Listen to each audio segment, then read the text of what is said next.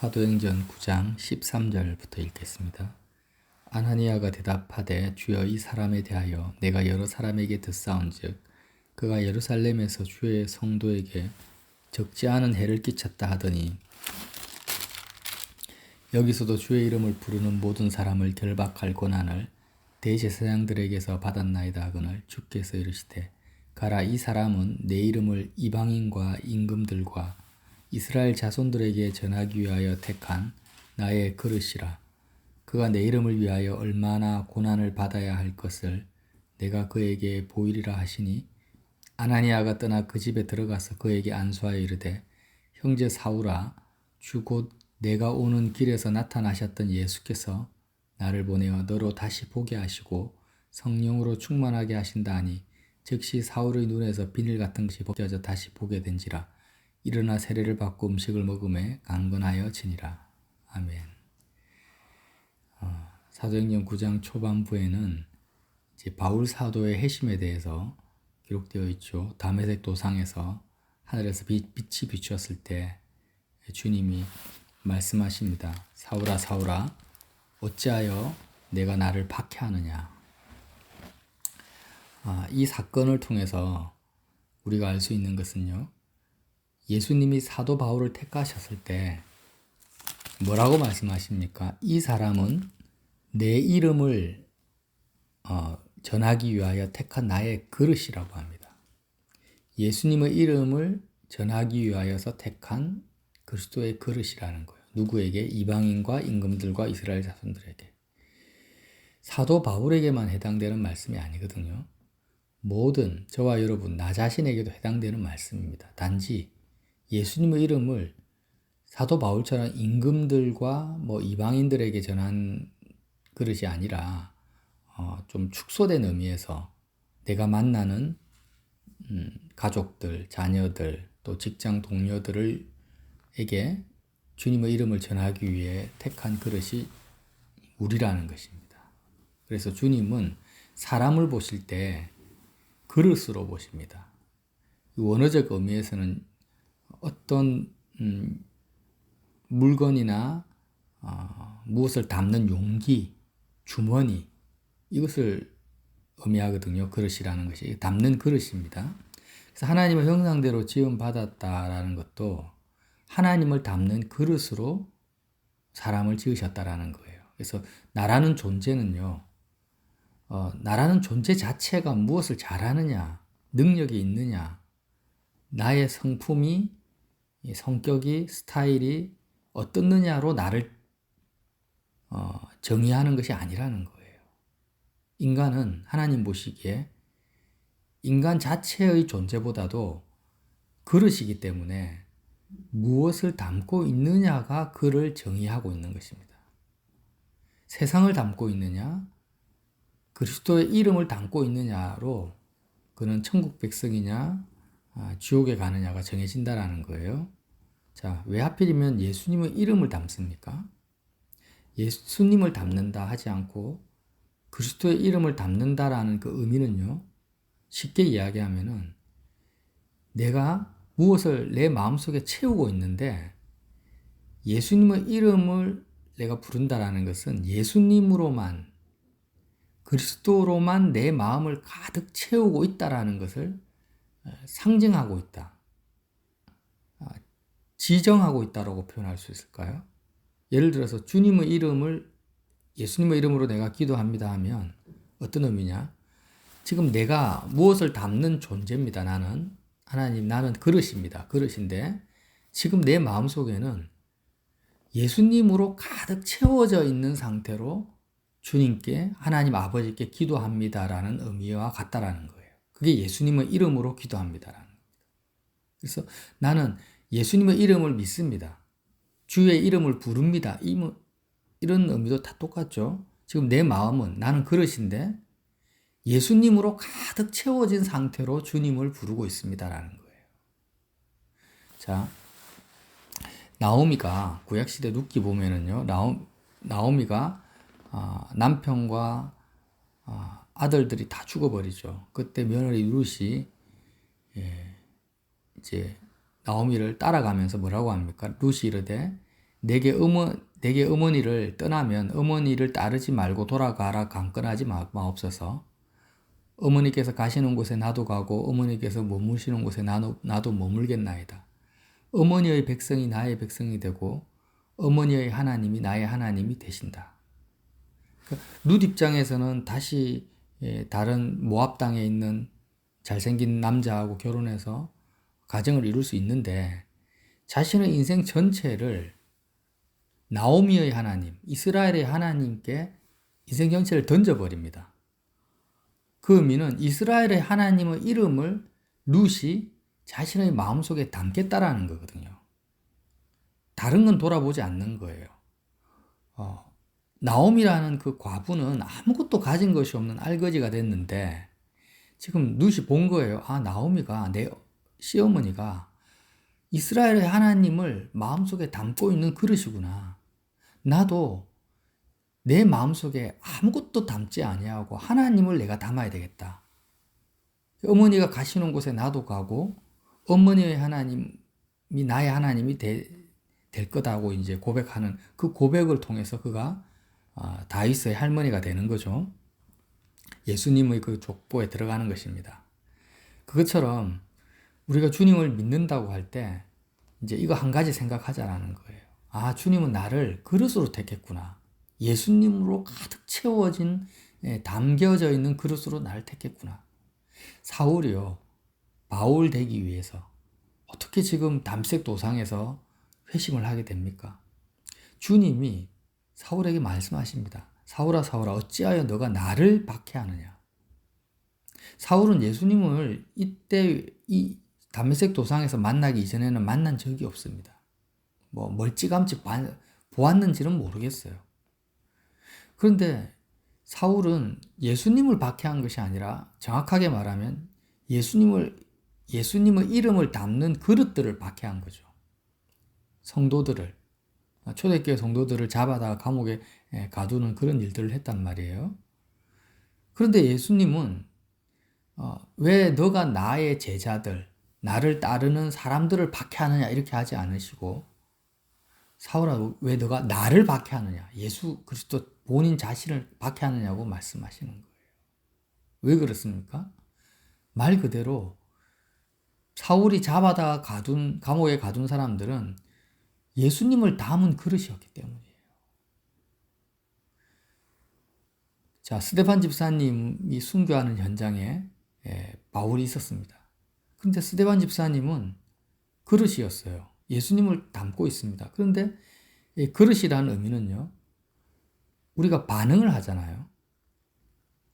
예를 들면 우리가 이제 비유가 적절한지는 모르겠는데 시장에 가서 잘 익은 수박을 살 때 어떻게 합니까? 안에 속이 꽉 찼는지 정말 잘 익었는지를 확인하려고 두드려 봅니다. 그럼 수박에서 나는 소리를 듣고 아, 이게 잘 익은 수박이다, 비어 있는 수박이다, 설 익은 수박이다, 이걸 이제 분간하는 것처럼 사도 바울이 성도들을 잡아 가둘 때, 스데반 집사님을 돌로 칠 때 예수님을 담는 그릇으로서 그 안에 있는 그리스도가 반응하고 있었다는 거예요. 속에 있는 것이 나타납니다. 사람의 마음속에 가득 담겨져 있는 것이 입으로 말로서 드러나는 것처럼 감옥에 끌려가는 성도들이 어떻게 반응하는지를, 돌에 맞아 죽는 스데반 집사님이 어떻게 죽어가는지를, 그 반응을 바울이 본 거예요. 그러면서 정말 그때는 사단 충만해서 혈기등등해서 정말 눈이 가려져 가지고 보지를 못하고 있었죠. 사도 바울이 빛을 봤을 때 맹인이 돼버리잖아요. 영적인 자신의 상태를 주님이 보여주신 거예요. 너가 지금 보지 못하고 있다. 그러나 맹인이 된 상태에서 자신이 이전에 행했던 행적들을 되돌아볼 수밖에 없죠. 아, 내가 그렇게 박해했던 그 주님이 하나님이셨구나. 하나님의 아들이었구나. 얼마나 충격적이었겠습니까? 그 엄청난 충격 가운데서 이제 다시 되돌아봅니다. 스데반 집사님이 순교 현장도 생각이 나고 자기가 잡아 가두던 성도들, 어린아이들, 남녀노소 할 것 없이 그들이 어떻게 반응했는지를 되돌아보게 되는 거예요. 그때 아는 거죠. 그들 속에 예수님의 이름이 가득했었구나. 그들이 왜 나를 미워하지 아니하고 죽어가면서도 나의 죄를 용서해 달라고 기도할 수 있는 정말 절대 평강과 절대 기쁨과 정말 그들 속에 조금의 원망이나 불평이나 불만이 없이 감옥에서도 하나님을 찬양하는 그들의 모습, 그들 속에 정말 그리스도가 가득했었구나라는 것을 알게 되는 거예요. 이게 뭐예요? 전도입니다. 전도. 지금 예수님이 내 이름을 위하여서 이방인과 왕들과 이스라엘에게 나의 이름을 전할 그릇으로 택했다라는 것은 바로 사도 바울의 심령 가운데 예수님이 가득 채워져서 사도 바울이요, 이제 감옥에 잡히고 이제 역으로 사도 바울이 감옥에 들어갑니다. 그리고 채찍을 맞습니다. 많은 사람들로부터 살인의 위협과 죽음의 고난을 당합니다. 그때 사도 바울이 어떻게 반응하라고, 어떠한 반응을 나타내는 그런 그릇으로 택했다라는 거예요. 이게 전도라는 거예요. 전도는 내가 성경 지식을 많이 알아서 예수 믿으세요, 예수 믿으면 천국 갑니다, 이렇게 말하는 것만이 전도가 아니에요. 반응입니다. 반응. 찌르면 하고 아프니까 소리 지르잖아요. 이게 전도라는 거예요. 자, 내 마음속에 세상이 가득 채워져 있습니다. 돈이 가득 채워진 사람은 사람들을 만나면 뭐밖에 이야기 안 합니까? 돈 이야기밖에 안 해요. 주식 이야기하고 부동산 이야기합니다. 자기 자녀나 남편이나 자기 가정이 가득 채워진 사람은 사람들 만나면 자식 자랑만 하고 있죠. 남편 자랑, 자식 자랑. 또 반대로는 자식 문제, 남편 문제 험담하고 있습니다. 사람들을 가만히 살펴보세요. 전부 다 자기 속에 채워진 것을 반응하고 살아가는 거예요. 정치 문제가 채워진 사람은 정치 이야기합니다. 그러니까 사업이 채워진 사람들은 사업이 잘 되면은 기쁨으로 반응하고, 사업이 안 되면은 경기가 안 좋으면은 막 낙심과 어두움 속으로 반응하고 있는 거예요. 자, 우리는 왜 우리를 하나님이 택하셨습니까? 사도 바울을 택한 것처럼 우리를 똑같이 택하셨어요. 무엇으로요? 우리 마음을 예수님으로 가득 채워지는 그릇으로 저와 여러분을 택하신 것입니다. 그럼 우리는 어떻게 반응해야 될까요? 사람들이, 세상이 나를 칠 때, 내가 세상 속에서 직장 동료들 만날 때 뭘 하려고 의지적으로 내가 예수님을 전하려고 노력할 필요가 없다라는 거예요. 내가 예수 믿는 사람인데 그래 아무래도 좀 저 사람들한테 친절하게 대해야 되지, 그래도 평강한 모습을 한번 보여줘야 되겠다, 이렇게 의식적으로 애쓰거나 노력할 필요가 없다라는 것입니다. 그렇게 살아가는 것은 전부 뭐예요? 외식이에요. 외식. 다 표가 납니다. 사람들이 외식하는 걸 알아요. 그러니까 우리는요, 정말로 나라는 존재가 그릇인데 정말 예수님으로 가득 채워져야 되겠구나. 그러려면은 내 마음을 내가 들여다봤을 때 그리스도가 아니라 이미 무엇으로 채워져 있습니까? 세상으로 채워져 있는 거예요. 이미 내가 주님으로 채워지기 전에 염려하고 근심하고 아니면은 다른 어떤 내 반응을 봤을 때 내가 예수님으로 채워져 있지 않구나. 자, 예수 그리스도가 아니라 다른 존재, 자녀든 뭐 물질이든 건강이든 다른 것으로 채워져 있는 나를 어떻게 해야 될까요? 지긋지긋하게 생각하고 정말 미워해야 되는 것입니다. 자기를 미워한다는 의미가 그거예요. 출세하지 못한 나, 남들보다 앞서지 못하고 인정받지 못하는 무능력한 나를 미워하는 것이 아니고요. 우리가 미워해야 될 나는 뭐냐? 그리스도로 채워져 있지 않는, 세상으로 가득 채워져 있는 나를 미워하는 거예요. 나의 반응을 보면서. 자, 경기가 안 좋습니다. 수익이 줄어들었습니다. 빚이 늘었습니다. 그런데 그것 때문에 내가 우울하고 근심하고 있으면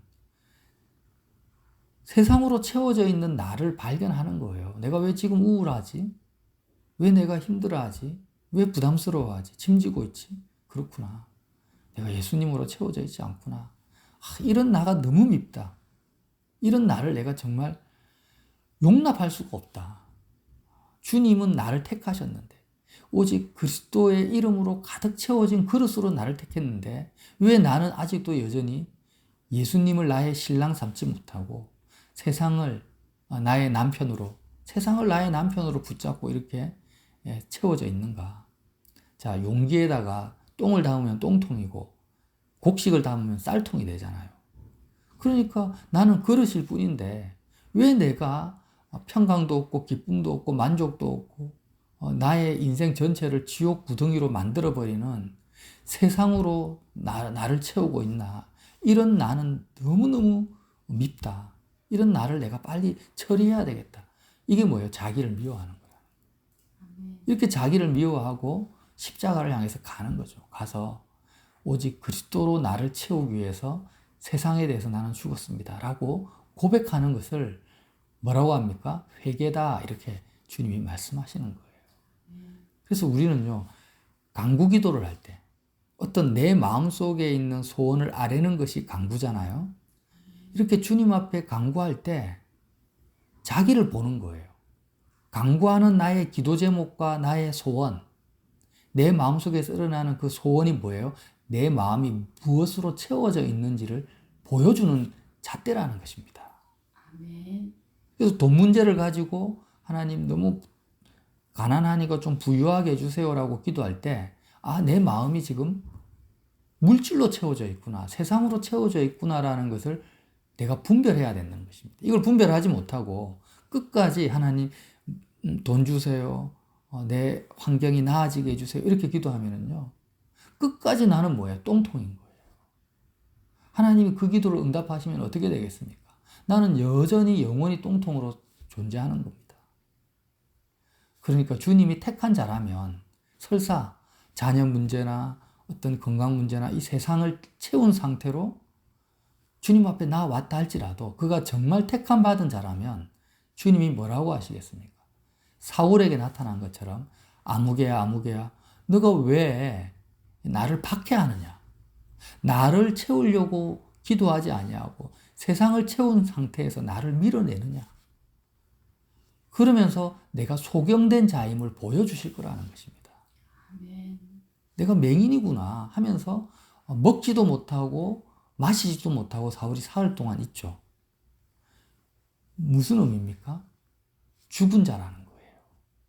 예수님이 무덤에 묻혀서 죽은 상태로 있는 것처럼 자신이 맹인됨을 깨닫고 나서는 거의 죽은 상태로 그리스도를 채우기 위해서 그렇게 십자가에 함께 못 박힌 상태로 사흘을 있는 거죠. 그때 아나니아가 찾아가서 주님이 보내시지 않습니까? 안수하고 눈을 뜨게 하고 먹고 마시게 됩니다.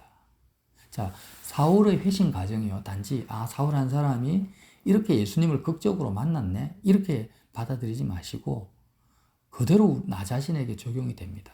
아멘. 사울이 어떻게 반응합니까? 완전 하나님의 원수처럼 살죠. 예수님 믿는 사람들을 잡아다 가둡니다. 그는 사실은 하나님을 사랑하는 거라고 생각했어요. 하나님을 섬기는 열심으로 정말 내가 목숨 다 바쳐서 하나님의 이름을 거룩하게 하기 위해서 저 이름을 신성모독하는 저 자들, 이단의 괴수, 예수를 따르는 자들을 내가 다 싸그리 멸종시켜버려야 되겠다. 이런 마음으로 자신의 인생을 투자하고 있었는데, 헌신하고 있었는데, 사실 알고 보니까 하나님을 대적하는 거였고, 십자가의 원수로 행하고 있었던 거예요. 왜 그렇습니까? 사울의 마음에 하나님이 채워져 있지 않기 때문에. 똑같습니다. 내가 아무리 복음을 전하고 열심을 가지고 이렇게 살아도요, 나라는 존재가 그릇이기 때문에 그리스도로 채워져 있지 않은 상태에서 단지 이론으로, 내 열심으로, 내 판단으로 주님을 사랑한다고 뛰어다니는 것이 딱 사울과 같은, 회심하기 전 바울과 같은 그런 행위라는 것입니다. 이걸 깨닫는 목사님, 선교사님들이 많이 없어요. 저도 그렇게 살았기 때문에. 정말 무서운 거죠. 우리가 이전에 아나니아와 삽비라 또 마술사 시몬 이야기를 했잖아요. 왜 성령은 박해하는 사울을 택하시고 아나니아와 삽비라나 마술사 시몬을 버렸습니까? 아나니아, 삽비라, 마술사 시몬은요, 오히려 사도들을 박해한 것이 아니라 전심으로 따라다녔어요.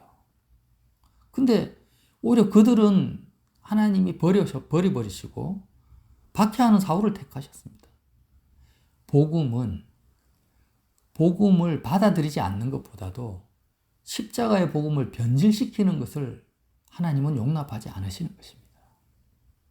그러니까 사울은 차라리 복음을 받아들이지 않은 상태에서 박해를 했지만 지금 수많은 사역자들이라고 말하는 목사님들이 박해를 하는 것이 아니라 아나니아, 삽비라와 마술사 시몬과 같이 변질시키는 일을 하고 있는 것입니다. 사실 영적인 세계로 보면 더 무시무시한 일을 저지르고 있는 거죠. 박해하는 것이 아니라 변질시킵니다. 어쩌면 그래서 그들이 사울과 같은 성령을 받지 못할 수도 있는 것입니다.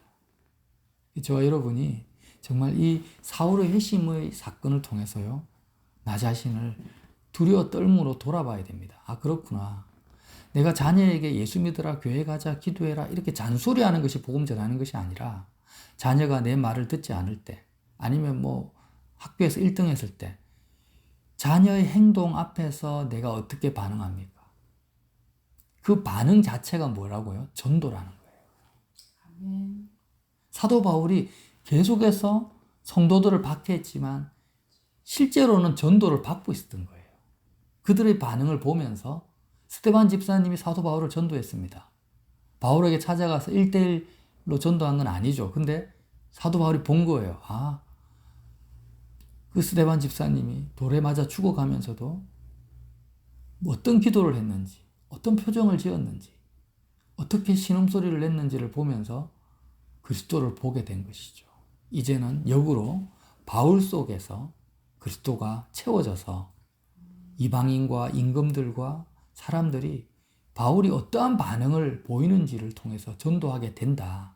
이 말씀을 주님 아나니아에게 하신 거예요. 그가 내 이름을 위하여 얼마나 고난을 받아야 할 것을 내가 그에게 보이리라. 그가 내 이름을 위하여 얼마나 고난을 받아야 된다.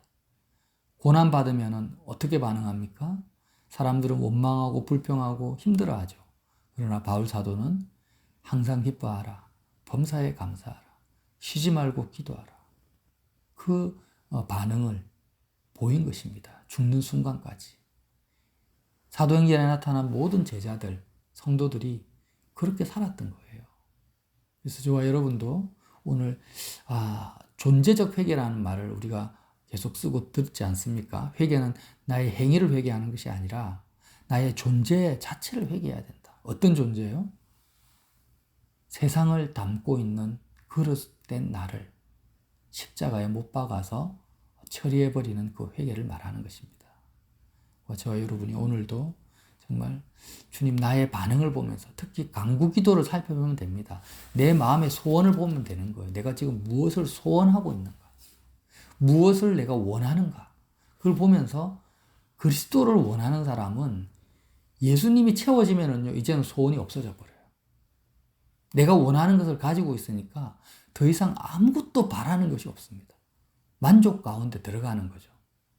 그러나 하나님으로 채우고자 하지 않은 사람은 끊임없이 소원하게 됩니다. 거머리처럼 다워다워하게 되는 거예요. 저와 여러분이 오직 그리스도로만 채워지는 그릇으로 반응하는 복된 하루 되시기를 예수님 이름으로 빌어드립니다.